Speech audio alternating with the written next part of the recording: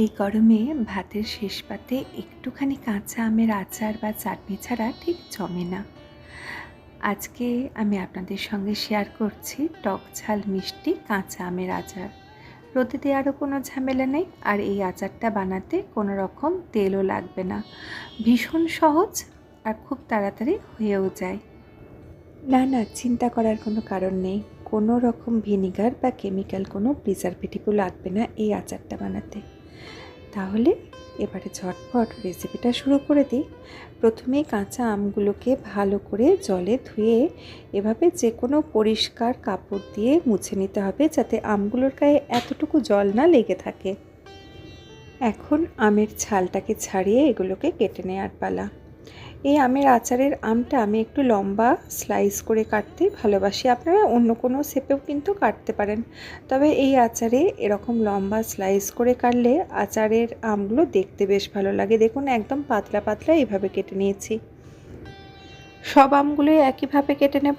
আর ঝুড়িতে দেখুন আরও কিছু আম এইভাবেই কাটা আছে। তো সব মিলিয়ে আমি মিডিয়াম সাইজের 12-14টার মতো আম এরকম স্লাইস করে কেটে নিয়েছি। এবারে সরাসরি আচারটা তৈরি করতে শুরু করে দিচ্ছি। সমস্ত স্লাইস করা আমগুলোকে একটা কড়ার মধ্যে দিয়ে দিলাম। প্রথমেই বলেছি এই আচারটাতে কোনো রকম তেল লাগে না। তো এবারে এর মধ্যে দিয়ে দিচ্ছি 1 বাটি চিনি। আমগুলো যেরকম টক হবে সেই অনুযায়ী চিনির পরিমাণটা নিতে হবে। আমি হালকা টক মিষ্টি স্বাদের আচারটা চাইছি বলে চিনির পরিমাণটা একটু কম দিলাম, আপনারা আর একটু বেশিও দিতে পারেন। আর দিয়ে দিলাম হাফ চা চামচের মতো নুন, বা আপনাদের স্বাদ অনুযায়ী নুনটা নিয়ে নেবেন।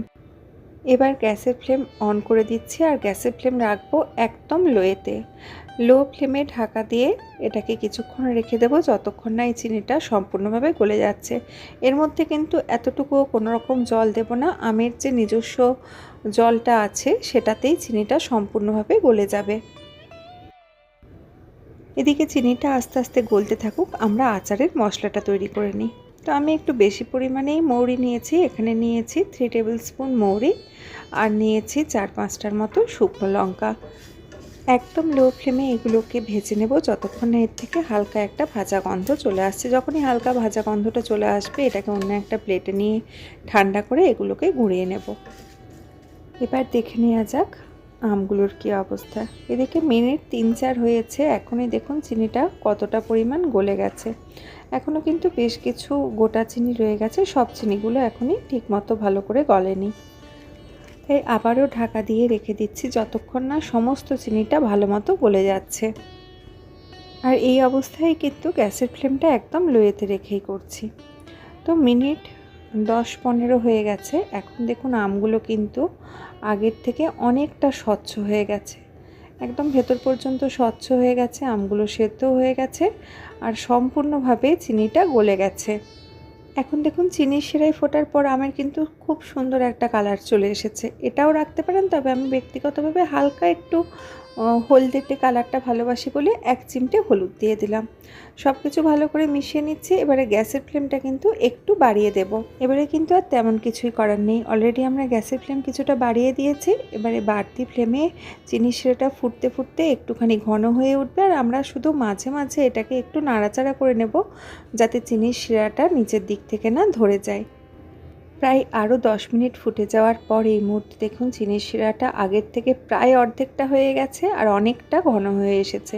এর থেকে খুব বেশি ঘন করার প্রয়োজন হবে না, কারণ যখনই ঠান্ডা হয়ে যাবে এটা কিন্তু অনেকটা ঘন হয়ে যাবে।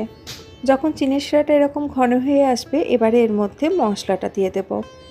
আগেই যে ভাজা মশলাটা রেডি করে রেখেছিলাম সেটা আমি গুঁড়ো করে নিয়েছি। সেই গুঁড়ো মশলার অর্ধেকের বেশি অংশ আমি দিয়ে দিলাম। মশলাটা যোগ করার পর মিডিয়াম টু হাই ফ্লেমে আচারটাকে ফুটিয়ে নেব আরও 2 থেকে 3 মিনিটের মতো। আরও 2-3 মিনিট ফুটে যাওয়ার পর আচার কিন্তু একদম রেডি। এর থেকে বেশি ঘন করার দরকার নেই, কারণ ঠান্ডা হয়ে গেলে আচারটা এমনিতেই অনেকটা ঘন হয়ে যাবে। এখন আচারটা যখন একটু কুসুম গরম থাকবে সেই অবস্থাতে আমি একটা পরিষ্কার কাঁচের বয়ামের মধ্যে আচারটাকে ঢেলে নেব। আচারটা খুব গরম অবস্থাতে কিন্তু কাঁচের বয়ামে রাখতে যাবেন না, সেক্ষেত্রে কাঁচের বয়াম যেমন একদিকে ফেটে যাওয়ার একটা সম্ভাবনা থাকে, আচারটাও কিন্তু অনেক সময় নষ্ট হয়ে যেতে পারে। এবারে আচারটা যখন একেবারে ঠান্ডা হয়ে যাবে তারপর বয়ামের ঢাকাটা দিতে হবে। আচারটা অল্প একটু গরম থাকা অবস্থাতেও কিন্তু বয়ামের ঢাকাটা দেওয়া চলবে না, সেক্ষেত্রে আচার খারাপ হয়ে যাওয়ার একটা সম্ভাবনা থেকে যায়। আর যখনই খাবার জন্য বয়াম থেকে আচার বার করবেন, একটা পরিষ্কার শুকনো স্টিলের চামচ দিয়ে আচারটা বার করবেন, তাহলে অনেক দিন পর্যন্ত আচারটা ভালো থাকবে। আজকের রেসিপিটা কেমন লাগলো জানাবেন। ভালো লাগলে লাইক ও শেয়ার করার অনুরোধ রইল। দেখা হবে পরের দিন আবার অন্য কোনো রেসিপি নিয়ে। ততক্ষণ সবাই সুস্থ থাকুন, ভালো থাকুন, সঙ্গে থাকুন।